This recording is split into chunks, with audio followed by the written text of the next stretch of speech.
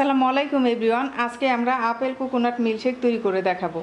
Apple coconut milkshake তৈরি করার জন্য এখানে একটা আপেল চামড়া ছাড়িয়ে কিউব করে কেটে নিয়েছি, ডাবের শাঁস, ডাবের পানি, 1 কাপ নারিকেলের দুধ, 2 টেবিল চামচ চিনি।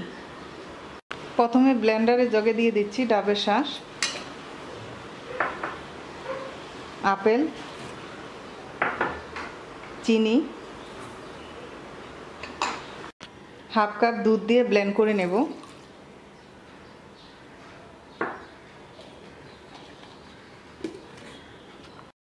ব্লেন্ড করে নেওয়া হয়ে গেছে।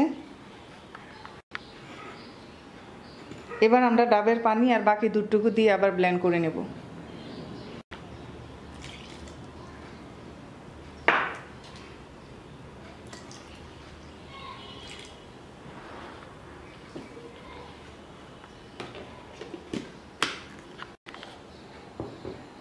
ব্লেন্ড করে নেওয়া হয়ে গেছে। এবার আমরা সার্ভিং গ্লাসে আইস কিউব দিয়ে ঢেলে দিচ্ছি।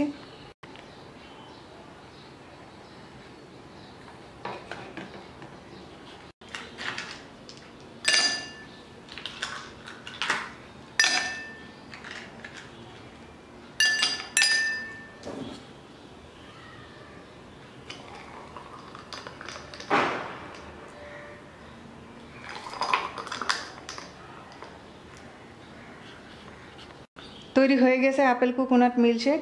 আশা করি আপনাদের ভালো লাগবে। আজকে এ পর্যন্তই। সবাই ভালো থাকবেন। আল্লাহ হাফেজ।